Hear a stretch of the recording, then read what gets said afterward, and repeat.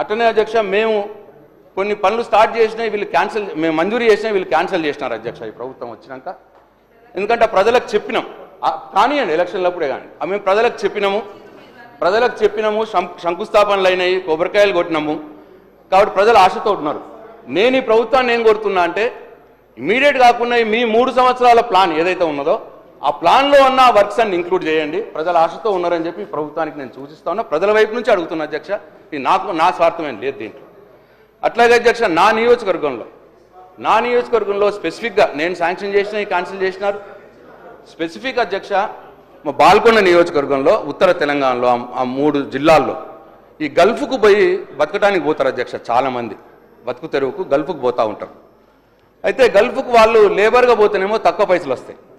ఏదైనా పని నేర్చుకొని పోతే ఎలక్ట్రీషియనో ప్లంబరో పెయింటర్ ఏదైనా పని నేర్చుకొని పోతే ఒక 2 రూపాయలు ఎక్కువ వస్తాయి. సో ఆ ఉద్దేశంతో నేను నా నియోజకవర్గంలో ఉన్న మోర్తాల్లో ఒక నాక్ సెంటరు మంజూరు చేసాం అధ్యక్ష. 5 కోట్ల రూపాయలు మంజూరు చేసాం. దానికి కొబ్బరికాయ కొట్టిన టెండర్ కూడా అయిపోయింది. మరి మంత్రి గారు నా మీద కోపంతోనో ఏందో దాన్ని క్యాన్సిల్ చేసినారు అధ్యక్ష. ఇది నిరుద్యోగ యువతకు సంబంధించినటువంటి విషయం. దయచేసి నేను మంత్రి గారిని R&B శాఖ మంత్రి గారిని కోరుతా ఉన్నా, దాన్ని పునరుద్ధరించండి, అది అయ్యేటట్టు చూడండి, నిరుద్యోగ యువకులకు లాభం జరుగుతుందని చెప్పి నేను కోరుతా ఉన్నా అధ్యక్ష. అట్లా 3 దగ్గరలో చేసాం అధ్యక్ష. మోర్తాడ్ ఒకటి, అట్లనే సిరిసిల్లలో ఒకటి, సూర్యాపేటలో ఒకటి. ఈ 3 కూడా చేయమనండి అధ్యక్ష. మంచిది, అది చిన్న 5 crores 10 crores ఉంటుంది. అవి నిరుద్యోగ యువకులకు పనికొస్తుందని చెప్పి నేను ఈ ప్రభుత్వాన్ని కోరుతా ఉన్నా అధ్యక్ష. అయితే అధ్యక్ష నేను వాళ్ళు చెప్పినవి వాస్తవాలు అవాస్తవాలు అని చెప్పి నేను మీ సభకు చెప్పినా, మీకు కూడా చెప్పినా. మీకు తప్పకుండా ఈ పేపర్లన్నీ కూడా మీ దృష్టికి మీకు పంపిస్తాను అధ్యక్ష. అయితే ఇవన్నీ కూడా ఉన్నాయి కాబట్టి మరి మంత్రి గారు ఎక్కడికెక్కడికో పోవద్దనండి. దయచేసి స్ట్రేట్గా సబ్జెక్ట్ చెప్పమానండి. నాకు అర్థమైతే ఓకే, లేకపోతే నేను మళ్ళీ క్లారిఫికేషన్ అడిగే అవకాశం నాకు ఇవ్వండి అధ్యక్ష. ఇంకా ఉన్నాయి అధ్యక్ష. 2 minutes చెప్పేస్తే 2 minutes సార్. ఇక మళ్ళా సార్ వేరే చెప్పేస్తే సార్ ఎందుకు సార్? ఇప్పుడు సమాధానాలు చెప్పమానండి సార్, సమాధానాలు చెప్పమానండి సార్. కలెక్టివ్గా తీసుకున్నారు కదా సార్ డిమాండ్స్. సార్ కలెక్టివ్గా డిమాండ్ తీసుకున్నారు. గౌరవ సభ్యులకు నా రిక్వెస్ట్ ఏంటంటే నేను చిన్న వారి చెప్పిన విషయాలకు నా రిప్లైలో చెప్తాను. ముఖ్యంగా RRR సంబంధించిన విషయం వారు మాట్లాడే మాటలన్నీ కూడా అవాస్తవాలు చెప్తూ మళ్ళా సభతో పాటు ప్రజలను కూడా తప్పుతో పట్టిస్తూ 2017లో ఈ RRR అనౌన్స్ చేసి దానికి నెంబర్ కూడా 161AA ఇవ్వడం జరిగింది. 2017 నేను నేషనల్ హైవే మినిస్టర్ గారిని 7 సార్లు కలిసిన.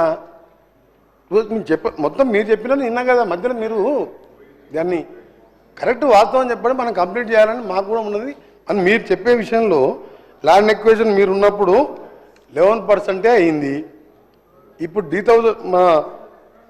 డిసెంబర్లో మా గవర్నమెంట్ వచ్చిన తర్వాత 88% ల్యాండ్ ఎక్విజిషన్కు కాన్సెషన్ తీసుకొని RDC ద్వారా మీరున్నప్పుడు తీసుకున్న లోన్ కూడా రెడీగా ఉంది. గవర్నమెంట్ ఆఫ్ ఇండియా అక్కడ పెండింగ్ ఉండి ఆ క్లియరెన్స్ వచ్చిన తర్వాత వెంటనే ఆ ల్యాండ్ ఎక్విజిషన్ ఫార్మర్స్ కూడా ఒప్పుకున్నారు. 88% కంప్లీట్ చేసినాము. ఇది ఎందుకంటే మీ ద్వారా సభ్యులతో పాటు ప్రజలకు తెలవాలి. ఇంకొకటి ఏంటంటే గవర్నమెంట్ ఆఫ్ ఇండియాలో పెండింగ్ ఉన్నప్పుడు మేము ల్యాండ్ ఎక్విజిషన్ పే చేయలేము. అక్కడ క్లియరెన్స్ కోసం మొన్న 11th రోజు నేను మా ఆఫీసర్స్ మా ఎంపీలతో కలిసి మళ్ళా గౌరవ గడ్కరీ గారిని కలవడం జరిగింది. 2 months లోపు అన్ని క్లియరెన్స్లు వస్తాయని చెప్పి వారు చెప్పడం జరిగింది. నేను దాన్ని బట్టే చెప్పాను తప్ప మీరు 88% ఇప్పటిదాకా ల్యాండ్ ఎక్విజిషన్ మీకు తెలియదు, తెలుసుకోండి అని ఏదైనా వాస్తవాలు మాట్లాడితే మంచిది. బడ్జెట్లో దీనికోసం 1500 కోట్లు మా గౌరవ డిప్యూటీ సీఎం గారు RRR సంబంధించి 1500 కోట్లు కేటాయించుకున్నాం. 2000 కోట్లు RDC లోన్ రెడీగా ఉంది. అక్కడ ఎప్పుడైతే అప్రూవల్ వచ్చినాయో ఇమీడియట్గా పే చేసి పనులు ప్రారంభిస్తాం. ఇక రెండవ విషయం కదా ప్రశాంత్ రెడ్డి గారికి సంబంధించి ORR నిర్మించింది కాంగ్రెస్ ప్రభుత్వం, అమ్ముకున్నది మీ ప్రభుత్వ హయాంలో ఎలక్షన్ ముందు అమ్ముకున్నది. మీకు RRR గురించి మాట్లాడే మీకు ఎక్కడ ఛాన్స్ ఎక్కడుంది? మీకు రోడ్లు అమ్ముకునే పరిస్థితి తీసుకొచ్చి ఇవ్వాలి ఎలక్షన్ల ముందు. మీరు RRR గురించి అన్నీ మాట్లాడితే రోడ్లు మీ వేసినామని మాట్లాడితే మీరు వేసిన రోడ్లకు 2014-18 మీరు వేసిన రోడ్లకు ఇప్పుడు పేమెంట్లు మా గౌరవ డిప్యూటీ సీఎం గారి దగ్గర రోజు మా దగ్గరికి వస్తే మేము పేమెంట్లు అప్పటికి ఇస్తున్నాం. మీరు అందుకనే ఎక్కువ దీని గురించి ఓఆర్ఆర్ అమ్ముకున్న వాళ్ళు త్రిబుల్ గురించి మాట్లాడితే ప్రజలు కూడా దీన్ని టాలరేట్ చేయలేరు. దయచేసి మీరు వాస్తవాలు మాట్లాడితే మంచిదని చెప్పి నా సలహా.